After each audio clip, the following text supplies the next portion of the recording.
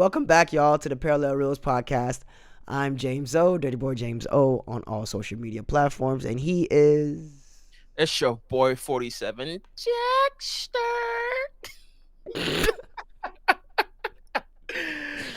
Anyways, we're back with another week, another two movies that we're looking at. We're gonna dive deep into two movies that are eerily similar, but also very different at the same time. We're looking into Dunkirk and All Quiet on the Western Front today.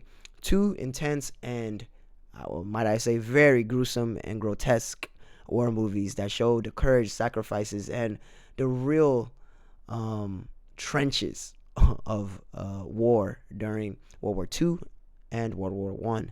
So we're gonna break down how these films stack up and whether they leave a lasting impact. In my opinion, these are some of my. I love war movies. That sounds terrible, but these are some of my favorite war movies ever. Man, it's crazy that you say that because I'm not really like a war movie person, but I appreciate you for suggesting this because, man, I think it kind of got me into wanting to watch like more war movies, man. And it's crazy that you suggested Dunkirk because, Christopher Nolan's like one of my favorite directors. So knowing that he directed this, it was no brainer. I had to watch that first. Just to dive a little deep into Dunkirk, man. Imagine soldiers trying to escape from horror from like each side, air, land, water, and people are just waiting to get rescued, and the enemy is just getting closer and closer through the battle. Like I said, through the land, air, and sea. This movie shows, courage and sacrifice of those like fighting to stay alive. Like you see soldiers stuck on the beach trying to survive with enemies forcing themselves getting closer. For example, soldiers are waiting for the rescue while enemies planes are attacking above. And in another part of the movie, you see small boat racing to help rescue soldiers while they're dodging gunfires as they try to save other men that their plane had just crashed into the ocean. These scenes show fear, courage, and desperation that soldiers feel while trying to survive in the middle of the war. And I felt like Christopher Nolan really touched war in a different perspective. It's dope how he was able to tell three different timelines in one movie, which again, the first time I watched it, bro, I'm like, I don't understand this. I don't get it. And it's like I have to go watch it again, bro. And then again. So because the first time I watched it, I'm like, this doesn't feel like a Christopher Nolan movie. Like, what Mm. am I missing? So there's like I had to go back. And I was like, all right, now I feel the Nolan vibe. Okay. I was missing this, this, and this. And what I loved about this movie, bro, is that he you don't get attached to any character. And I'm so used to getting attached to characters, bro. So I'm just like, there's no attachment because what we're supposed to focus on is the event. Like you really get to focus on everybody, which was like 400,000 soldiers that were stuck on the beach trying to escape. And bro, they weren't fighting enemies, bro. They were fighting against time because bro, they were just trying to survive. And they were doing anything to survive because you don't know who's next. And I feel like that's what scares me about war is you could be the greatest shooter on earth, the greatest fighter, but you could catch a stray bullet, homie. Honestly, I think that's what he did great at showing that war favors no one at the end of the day. Like literally, it doesn't matter who you are, what you're doing. It's literally every man for himself, no matter what team you're on. Facts, Whether bro. you are, when we talk about World War II, whether you're on the Allies or the Axis powers, it doesn't matter. Anyone could have got it. Just like Adrian Broner said at one time. He said, anybody can get it. Mexicans, Africans, American, Americans you can. can. I'm the can man, and that's literally what war is. Literally, anybody can get it. And what I liked about this movie is that he was focusing on three different timelines while also showing how the war was fought on so many different fronts at the same time: Facts, land, sea, and air. facts. And I liked how you brought that up because that's literally what the movie was about: land, sea, and air at the same time. And some parts are ahead and some parts are behind, and you don't really start to get it until later on. I'm Bro, like, that's a really amazing way to make a movie. I don't know how his mind works, but that I is don't very, know, very bro. creative. And when we talk about fronts, that leads me into um, one of my favorite war movies of all time, All Quiet on the Western Front. My other favorite war movie is 1917, but that's for another day. Man, All Quiet on the Western Front follows Paul, a young German soldier. So this movie actually is actually from the perspective of a German soldier in World War One. And World War One was called the Great War because people World War Two hadn't happened yet, so no one expected there would ever be something like this ever again. People thought this was the war to end all wars. It's close to 15 or 22 million deaths. that's um, crazy, bro. about and about 23 million military personnel were wounded. The total civilian and military casualties, about 40 million people died. They In one said war.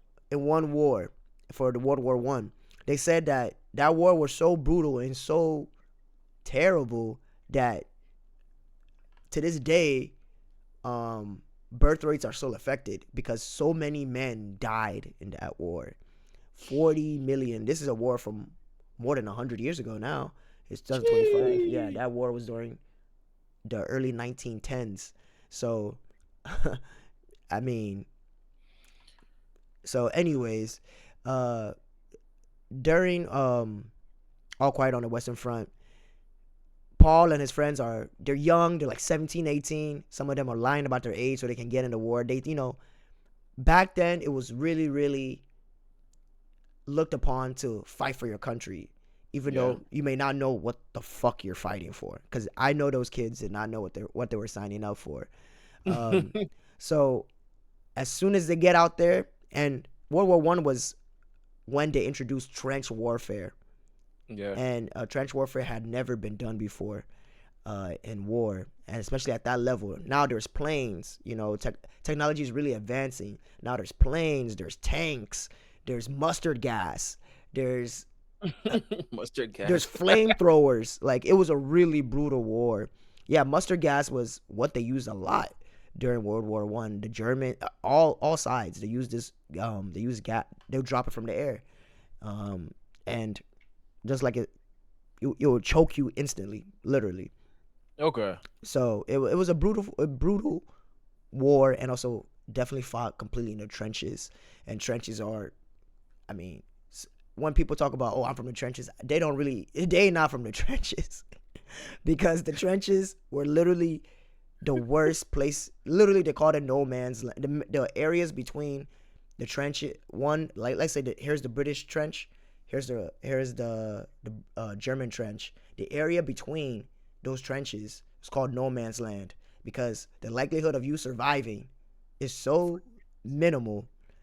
And what I loved about this movie is that it shows you how truly, truly, truly terrible war is. Especially, even though this, like I said, even though this war is from more than 100 years ago, this is war is it favors no one. And at the end, you see that even the main character doesn't even Bro. survive it. He doesn't get, Bro. and the way he dies is the way he killed a couple people. And also, when I watch war movies, I always put myself in the perspective. I'm thinking of myself when I was 17 and 18. Could I have gone to war? No, bitch, no. You know what's crazy? I was thinking the same thing too. I'm like, bro, why were dudes happy to sign up to go to the war? Were they trying to impress their parents? Were they trying to impress their country? Were they It, trying to impress their girl? Like, it was a, it why? was it was a different time back I then. understand It that, was a different time, man. but at the same time, like, even to this day, some people are really like, I'm signing up for, if there's a war coming, I'm Man, signing up. I gotta fight for my country. I ain't fighting for forget shit. forget that, man. I ain't fighting for nobody. You on your own. I came Y'all into got this it. room by myself. I'm And going out by myself. I like how you bring that up, because that's how all of them. These guys were 17 years old. I was Same thing happened 17. in World War II. Same thing happened in the Vietnam War was even worse. It was by for them to But go. you have to understand too is they didn't have any knowledge on war. We do. We've seen what it is. They Exactly. probably heard stories and they felt like, oh, these dudes came out a hero. So me too, I could be a hero. Let me go be a hero. Nah, bro, you're not coming back home. They're not coming back. Most of them didn't Even even with the they didn't even make with it the a couple weeks. exactly with the movie that you watched, the uniform that Buddy Paul got, it was one of the people that was dead because it still had the name tag on Yes, and they lied to them when they were signing up. Like, oh, it was probably just too big for him. it. They were reusing dead soldiers' uniforms. Uniforms, bro. That's And crazy. Bro, right there, bro. I promise you I'm turning around. he would and also another thing is like you said, they didn't know. And also no war had been fought to that scale ever in Exactly. history. There there was not the technology at that point has never been done, has never been Yep. used, and nobody knew what they're signing up for. No, that's facts, bro. And even to that story is, I know I said were they trying to impress their parents, bro. They forged the signature, so their parents didn't even want them to go because obviously they had knowledge on what war is and they knew the consequences. Oh man, I might lose my son. He might not come back. But because boys, we felt like we could do all, show all. Now you enter something and you don't know what the end story is gonna be for you. The thing about the movie was that he kept on getting lucky, and every time you felt as though his luck is gonna run out. You could tell you felt in the back of your head Paul's luck is about to run out at one point Every time, bro. because his friends just kept on falling like flies, and also the worst part is they were falling like flies at things that could have been avoided too. Like Avoided. especially I can't remember his cat, his friend Cat, who got Yeah. shot by the farmer's kid when they were trying to steal the goose eggs. Oh yeah. He carried Paul carried him all the way back to base for nothing. But the death that really hit me was, I can't remember his name, but the dude that was wearing the glasses. Yeah, that was brutal. That Cause was like he sad. found the glasses in the mud and he's like, dang, that's my homie. Yeah, and also Like, like, did they really even show how he passed? nah, they didn't, He just saw his glasses. His friend that got set on fire with the flamethrower. That was awful to bro. watch. That was awful to watch. And I think that's like the differences between both movies. Like, we got attached to characters in the All Quiet, but in Dunkirk, it's just like there's no attachment, but you still felt the same pain because it's like they were written differently, but like the pain was very similar to me, bro. And then because I'm very used to getting attached to characters and like following characters around, so I think I was attached to All Quiet faster than I was with Dunkirk. Dunkirk, I had to watch it, like I said, 3 times before I even understood what was happening or what I was Oh, following. really? And like that happens all the time with Christopher Nolan movies for me. It's just like, I'm sorry, bro, but you're not gonna get it the first time, bro. I've watched Tenet 10 times and I still don't understand it. Yeah, I don't think that's ever gonna happen for me. I don't think I'm ever gonna get it. But man, it's beautiful. Like, bro, the direction that Christopher Nolan took on this movie, bro. As soon as the movie starts, bro, you are right in the middle of action, bro. Right in the middle. He like wastes no time trying to tell the background of people's story, and bro, we get three different point of views. Like I said, the land, the air, and also what the sea, each on their own timeline, bro. This is a very unique style for me. Like, I have never experienced something like that. Like, and I heard like he didn't use any CGIs. Like, all those Oh yeah, it sounds was real. were real.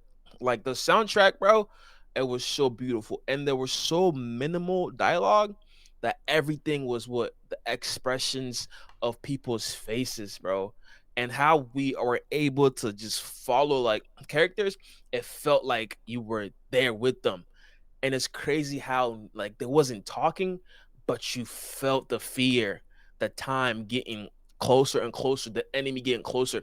And the crazy thing is we never got to see the enemy, bro, but we felt the We enemy, felt the which impending doom. Yeah, like, you feel me? Like, you just it's like the movie was getting closer to the end. You felt like, yo, they're coming, they're coming, they're coming. But we never really got to see the enemy.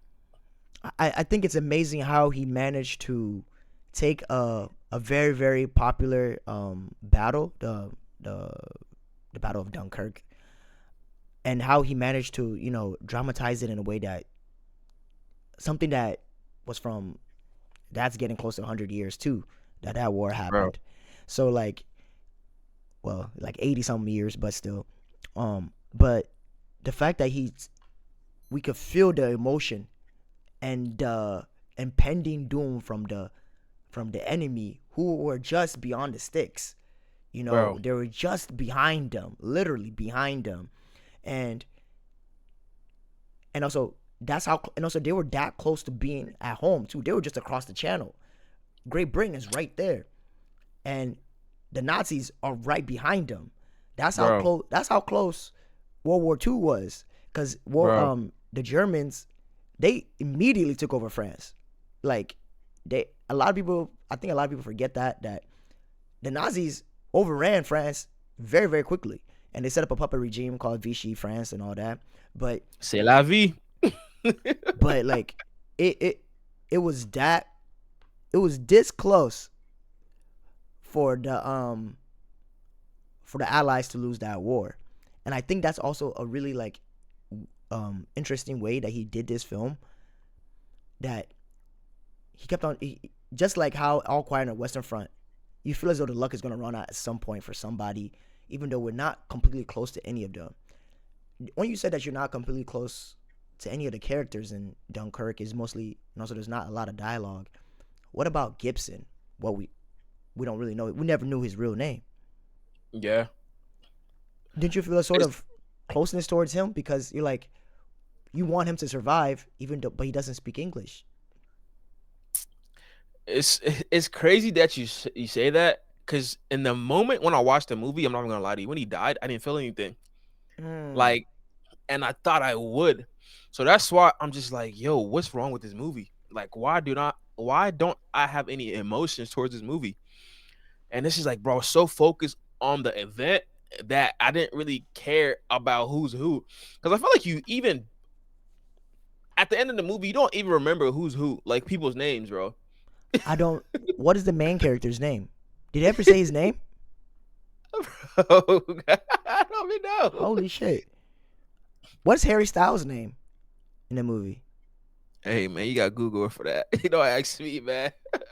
Holy fuck! It's probably Tom or something. Tommy? I think you just made a fact. I don't think we ever knew the main character's name. Okay, the main character's name is Tommy. You're right, and Harry Styles was Alex. Okay.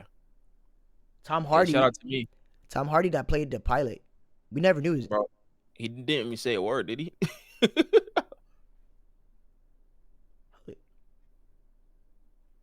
Holy shit! We never knew What? Tom Hardy's name in the movie. No, no, no. The They don't. pilot. They didn't say his name. Even Oh the guy that they rescued, the first guy that they rescued, and then the guy told him, "Oh, let's go back. You don't want to go towards there." But they didn't even give him a name. His name was the Shivering Soldier. no, I remember his name. Farrier. The guy that fell. No, Tom Hardy's character. Oh, okay. Remember Collins, when Collins gets picked up by uh by the guy with the yacht. Yeah. He's like, "Come on, Farrier, you can do it." Fortis one. Remember? Ah, man, Yeah, that Farrier. was a good pickup then. Cause it's like I said, bro. Even you said Jacob. Cillian Murphy. Cillian Murphy did not. Yeah, he doesn't have a name. His name is just Shivering Soldier. He doesn't have a Yeah, name. yeah, You know that's Cillian Murphy. yeah, the guy. And then You know, I he's in a watched. lot of He's in a lot. he's Yeah, in a because lot of Christopher Nolan's movies. yeah, he also played. He's also in Oppenheimer. He was the main character in Yep, Oppenheimer. I yep. mean, Cillian Murphy is an amazing Man, actor. there's a reason why he's always coming back to Christopher Nolan's movies. Yeah. Did you have any? You didn't have any like closeness towards when George died, the little kid. Bro, like He just came to I was help like, out. I did it, bro. Damn. Like Because there's still a that's why, situation at hand. that's why it felt so weird about this movie, because it's like I had like no attachment to anybody. Hmm. Because like, bro, as soon as the movie starts, we're straight into the war. and we're Yeah. focusing on 400 people. I said 400 people, 400,000 people trying to escape, bro. And it's just like, okay, like what's going on? Who's going on? Like, what's happening? Where's where? Who's who? Like, you don't even get a chance to think about that. It's just like, Mm, all right, we're racing one thing and one thing only: survival and time. And like that's the only perspective that I was able to focus on this movie. So it's like when people are dying, I'm just like, okay, okay, okay. But with all quiet, it's like when they were dying, bro, you felt that because you kind of like got to know a little bit more about them and kind of got to follow their story, their age, why they wanted to go to the war, how they were ended up in the war. And then them dying, it's like, dang, they forged their way here and then they're not going back home. bro, Christopher Nolan is a genius. You know why? Why? He thought of this movie in the mid 1990s. And Then then he he just said, dropped it. yeah, then he said that he wasn't going to write a script for it. He was going to freestyle the whole movie. But someone had to convince him not to do that. He wanted to freestyle the whole movie without a script. And someone convinced him not to do that. His wife convinced him not to freestyle it, that he should make an actual script. And the script was only 76 pages. And the screenplay. And they said that his shortest screenplay ever. Only 76 pages. Wow. Which is, they say, is usually half the length of his usual scripts. The movie, he didn't write the movie until 2015. And he had the idea in the 1990s. And also, like, apparently that one, the three perspectives, the land was 1 week of action. The sea was only 1 day. And the air was only 1 hour. Of shooting time? No, of the perspectives, the Oh, actual oh, time oh, of yeah, the okay. actual timelines. But I didn't even Yeah, realize that. yeah. That's actually fucking crazy. See, And also, that's why I said, bro. After the first time watching it, I'm like, bro, I'm missing something, bro. It's Nolan. Like, I know there's always really, something that he's trying to connect the dots to that I didn't get. So I'm like, bro, I gotta watch it two more times. I didn't understand the exact like time periods of the timelines, but I put it together the first time I watched it. The Okay. second time, the second time I watched it, I was like, oh, okay, it even helped even better. But like, they said that he structured the film from the point of view of the characters, intending to use visuals rather than dialogue and backstory. He wanted to incorporate throughout the film that he what he calls his snowballing effect, where several seemingly disparate storylines start to connect, and that he had previously used only in the third acts of his other films. So now I want to watch his other films again and make sure I pay attention to the third act, because he only uses the snowball effect in the third act, but for this movie he used it the whole damn movie. Bro. And I don't think he's ever missed on a movie. That's why I'm saying, bro, he's like one of my favorite directors, and I'm praying that he comes over to Marvel and fixes shit over there because right now Marvel is pissing me off, but we're not here for that. That's a story for another day. But yeah, man, Uh, how do you feel about like the direction with like all Western, man? Because bro, that movie was well, beautiful. apparently, All Quiet on the Western Front is actually like a remake of. Apparently, it's actually Nolan's one of his favorite movies ever. That the original one came out in 1930. He has good Um, taste. this remake, they did a great job, and it's in German. The whole movie's in Fast. German, Usually remakes suck, bro. bro. Completely in German. And did you watch it in German, or did you watch it in English audio? Eins, fünf, English.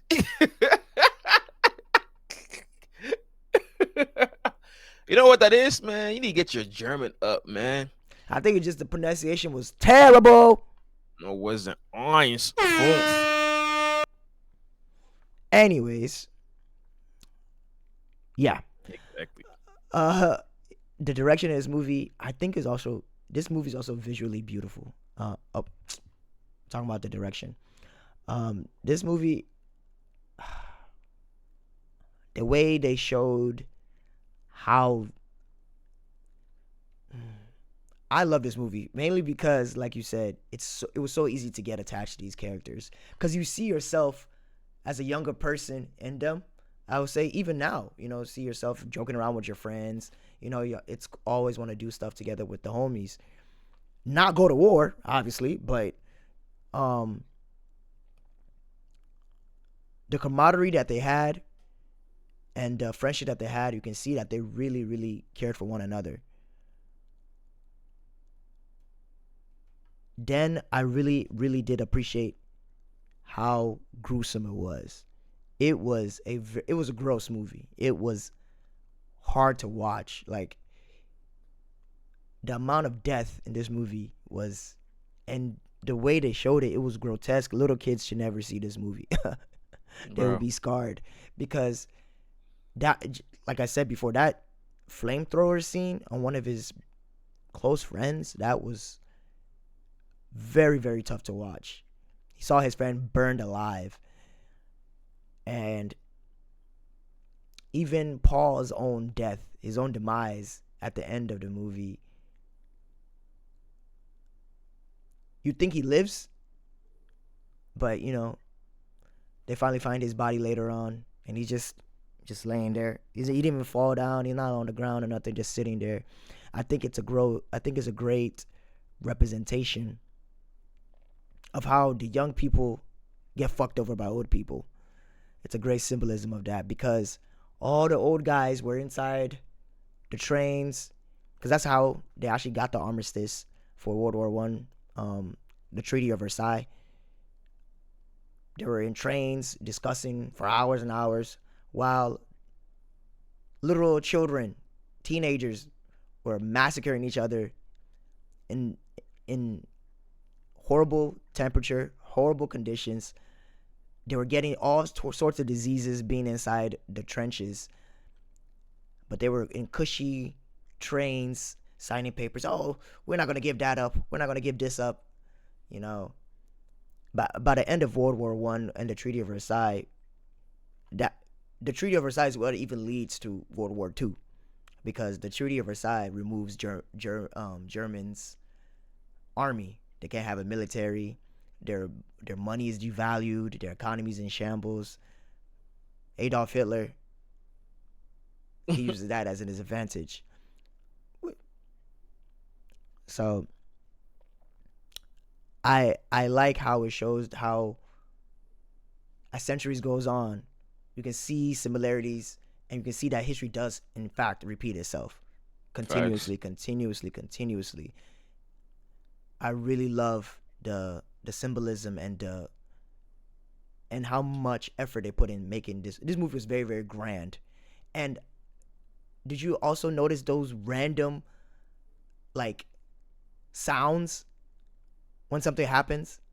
Like random like music, random drum hits when Oh there's yeah. like, and I was like, it makes you jump a little bit, and it's like, oh shit, like they're in peril. Just out of nowhere, boom, a snare hit. Like it's sometimes it'd be random, but then it makes you like pay attention again. Yeah, Man, rest in peace to the little homie, man. That at the end, bro. Paul's death. Yeah, bro. How he got stabbed in the He couldn't would you believe call it. the would you It's a call it the bay. trenches? Yeah, He he got was stabbed stabbed in in the his trenches, stabbed in the trenches, and then by a like bayonet. he was able to like still manage to walk out, and then like finally like see sunlight, That's what and he had then been just looking like for. falls into his knee, and then he's like stood there, bro. I'm just like, dang, bro. the The worst part about this is that he actually survived the war. Remember, but it was I don't know who that man was, the commander of his platoon or whatever, made him go back out because the armistice Go back there. wasn't in effect until 12. I believe it was Yeah, 12 or was it 2 p.m.? cause yeah, I don't remember the time, but he's like, "Oh, we're not cowards, bro. We're gonna fight to the end." And the guys that said no, we're not fighting, he shot them. Bro. And Paul is such a interesting character because he saw a young dude that was very, very scared to be there, and he was like making sure he was all right when they had to go back out. Paul already like accepted that they had to go back out. If they die, they die. But he was making sure like he had that young dude with him, make sure that he was gonna Yep. survive. And that young dude was the one that actually found him dead at the end. And I think that's what hurts me about, like, dang, like I can't even get my words out. I think that's what even hurts me about the movie is because, bro, they called peace, they on the war, they came to an agreement. The war was over. Mhm. So it's like in that moment as he was dying, it's like what was he dying for? Exactly. I think that was how the directors and the writers wanted people to think about what did all these kids actually die for at the end? Like, Because another war happened just less than 20 years later. bro, and the director gave me hope Mm. because when they were fighting, he got the rock and then, everything was going his way. They go down to the trenches. I'm like, all right, bro, homie's gonna be good. And out of nowhere, somebody stabs him from the back, bro. Yeah, I think it was a French soldier. And the thing Yeah, is, like, he he ran into another French soldier down there. They fought, but then that French soldier was like, you know what? He felt like not even trying to kill him, you know, because I think both of them were tired, bro. but they were tired. But then there was somebody behind him just hit him with the bayonet. And the crazy part about that is he only stabbed him once. He didn't, and he just left him there. Like he didn't try to stab him multiple times. He stabbed him, and they just looked at him, and they just ran out. And I'm Yeah, just like, bro, what's the point of that, because they were tired. They were tired. They just all walked out because the war was over right after that. Yeah, I think he needed to last like a couple more minutes. The bro? war they just all walked out. The war was over, Bro. And this and was based on a true story, right? I think it's so. it's based on a book. I don't know if it's based on a true story. Um, but it's just based on a book. But it's not. I don't know if it's based on a true story. I think they just a dramatization. Oh, okay. I thought it was like based because I don't know why I feel like most. This is just me thinking. I feel like most wars are based on a true story, but I know they're not. But I just feel like that just watching it. I mean, But man, essentially, it's a true story because there are definitely some yeah, true to it. 17-year-old, 18-year-old definitely experienced this. You know. Facts. It's crazy, but man, I think what I loved a lot about these movies is, like are like the cinematography, man. Especially Dunkirk, bro. I know I always talk about framing, but man, bro, the framing in this movie, bro, it was so crazy. The colors, like I felt like the colors drew me. Like it made me feel like what the characters were feeling, Mm. like like the anxiety, the the struggle in their face, like time, like it felt like claustrophobic, like time getting closer. Like I don't know if you remember, like at the end, it was like one of like the on Dunkirk. It was like one of the like the beautiful shots I've seen when they had Tom Hardy. They so he just like burnt put his plane on fire. He lit his plane on fire, and he was just standing there. Man, it was a beautiful shot. And out of nowhere, the Germans come in, and you don't even get to see the German soldier's face, and it just like captured him and like and walked off. And it's like it's crazy because that's what we kind of see the whole movie is. We don't get to see who the enemy is, but guess what? They're always there, and like Yeah. they kept closing in, closing, closing. And at the end, we finally get to see them, but they weren't in focus. Like the camera was focusing on the main character, which is Tom Hardy, but we never really got to see the enemy's face. Man, the close ups, I said close ups. The close ups are like the soldiers' faces, man. You can see like the danger and like the scared in their face when like the camera just zooms in, like them feeling trapped in Tommy feeling trapped in the boat. The aerial view of them just flying and them seeing like the rescue boats, or even when their uh partners plane crashes into the sea, man. Like the shot selection in this movie, like I feel like it was purposely chosen, and like I think it matched the timeline that he was going for. Like everything just flowed so perfectly, bro, that I think after like the second, third watch, it was easier for me to like piece these together, man. But man, like, and Dunkirk not having dialogue, like the cinematography had to speak for itself. With like the emotions of the characters, the color grading, the the moody feeling, the soundtracks, man, and it being real too, not CGI, man. It just puts more emphasis to this master class of a Yeah, movie for me. yeah, yeah. I definitely agree with you. The aerial shots were my favorite for real. Um, the aerial shots and also like the coloring, masterful, Oh. masterful. Which is I can say it's kind of like the opposite of All Quiet on the Western Front. All Quiet Yeah, on the Western Front was dark, grimy, dirty, muddy. muddy, but that was with intent and purpose because that was what the war was. It was dirty, grimy, cold, muddy as hell. Those trenches were just mud, and it was nasty. It was gross. Like the movie was literally gross because there was no nothing positive about the war. Nothing at all. The war really didn't solve nothing because Nothing. another world war happened that was even And that was bro, I just as always bad have this question: are all wars muddy? because they're always fighting.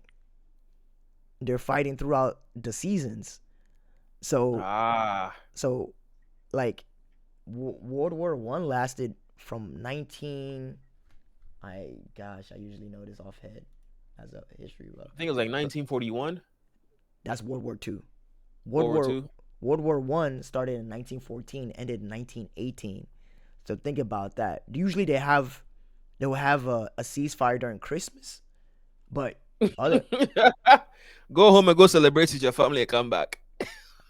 I mean they won't go. The soldiers won't go home. They stay where they at. Same thing with World War Two. World War Two was from technically was from 1939 until 1945. Right, yeah. Um, So, pretty brutal, man. It's just so they just gross. stay at the battleground until it's over. Like nobody's leaving, and they just keep adding more troops. I mean, it depends on the battle. If one side retreats, if they if they capture, uh, Capture it's the a game. flag. Yeah, essentially, it's a game of who can capture the territory.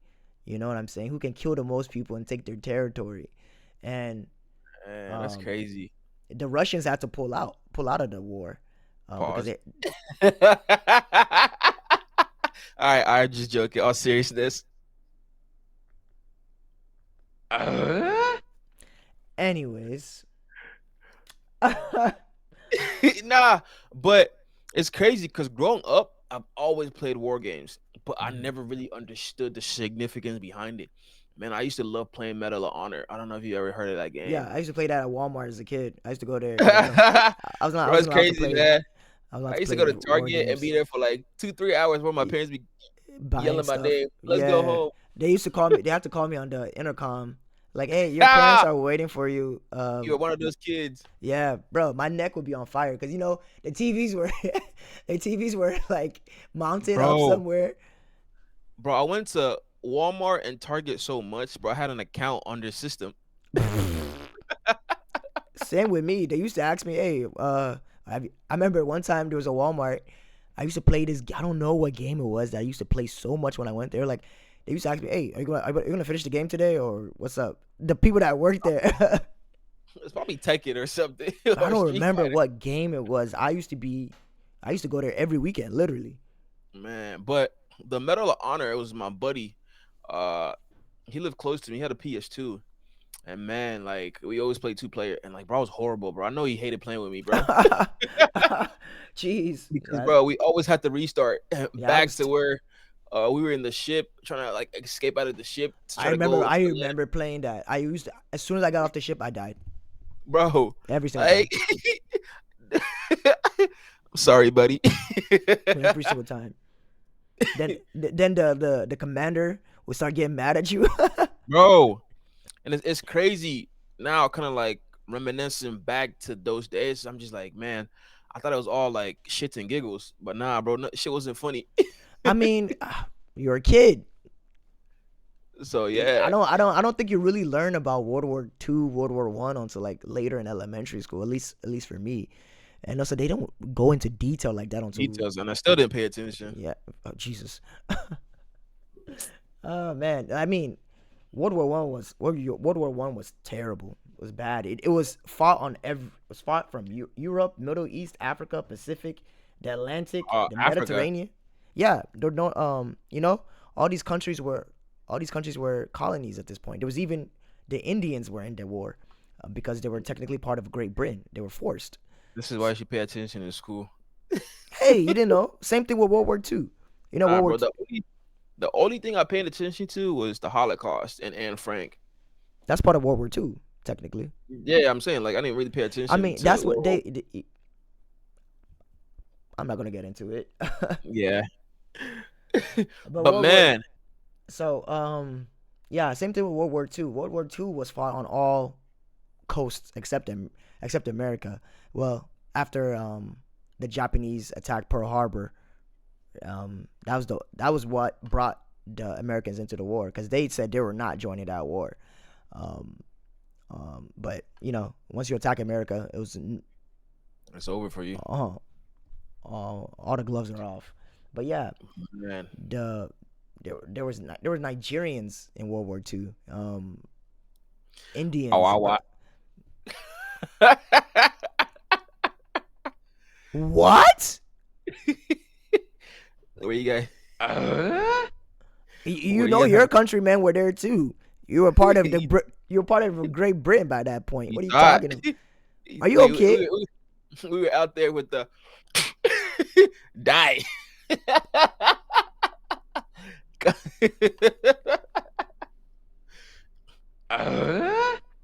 For the Bro, record, I don't know this man. I don't know him. bro, I Is know, I know for a fact we wasn't using guns, bro. We were using juju. We went to the if we're using juju, that means they would have never have colonized us then if juju actually juju works. doesn't. The juju doesn't work. I know. We went to Babalao. That shit did not work. If it worked, we would never been colonized. Slavery would never happen. Fools. Niggas still talking about. Oh, I remember I saw something about Nigeria. This lady turned into a bird, guys. Are you guys dumb? 2025, you still believe this shit? A lady turned into a bird. Okay, Oh man, but a lot, a bro. lot of the, a lot of the colonies that were in the war, a lot of them didn't even have shoes. So let's to me when it gets to like the rating of this movie, I think this is probably the hardest movie Dunkirk I have or All I've Quiet rated. on I'm the saying Western Front. both Okay. because there were yeah, they're both war movies, but bro, they grabbed my attention in so many different ways, bro. Mm, That like I don't know which one is better than the other.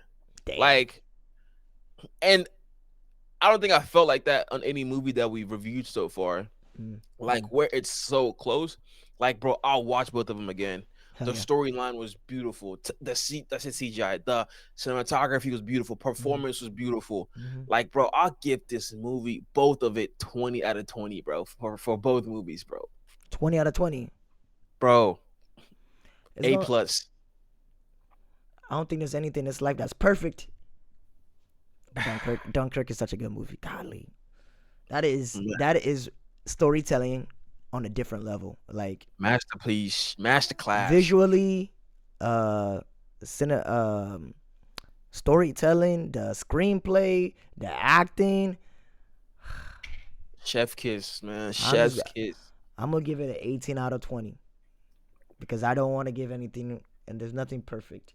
Man, say it with your chest. It's perfect, man. All Quiet on the Western Front is gonna get a 19 out of 20 because I like that movie Oh, bro, better. get off my. Mm. I like that movie better. And if we have to talk about 1917 another time, but that movie's up there with them too. Bro, there's no way you gave All Quiet on the Western Front 19, and you gave the Christopher Nolan at 18. They're Are still you? A's. What did you say? Are you dumb, bro? What? They're still A's, bro. Just because I like All Quiet on the Western Front better. So you're being biased. Yeah, it's my opinion. Olodo. Did I say it right? Did I say it right? Are you okay? Did I say it right? I'm not going to reply. Oh, dear. Nah. I'm not gonna agree with this one. What? There's only 1 point difference. I don't, bro. What? Nah, bro. We're gonna talk about this after the show. But, bro, what? It's only a 1 point difference. It's just because What? I liked one better. What? I like one better. Where? I mean, Why? I just like the storyline Exactly. You're of. stuck. You don't even know what to say. I like the storyline of All Quiet on the Western Front better. I like the storyline How? Why? because of the way it showed how brutal the war was. It was really, really in depth. The detail. It was very, very detailed. That's not saying that Dunkirk wasn't. I wish. But I like, knew there's your not a full. lot of movies on World War I like it is on World War II. You know what I'm saying? I wish I knew your full name right now. No, good. Thank God that you don't. You sick fuck. Because right now, I'd say James Olua Daminola Adinkele Gold. What? Nah, bro. Send me your address. I'm coming to your house. So we'll sit down and watch these movies Fuck together. up. Cause That's nah, not my bro. name, by the way, sicko. It's not, man. But for the time being, it is. Cause ain't no way you dirty for that. That's why they call you dirty It's boy, one James. point. 1 point difference, bro. It's only one Nah, point bro. for favoritism. Anyways, well, I don't like that, we're gonna have man. to I wrap don't it like up that. here. I think this was a really good episode. And I hope everybody enjoys All Quiet on the Western Front and Dunkirk. Let us know what you guys think. Follow us on all the social medias right there. Parallel Reels Pod on YouTube, TikTok, Instagram, everything. And let us know what you think about these two movies. And please recommend something for us to watch. Till next time.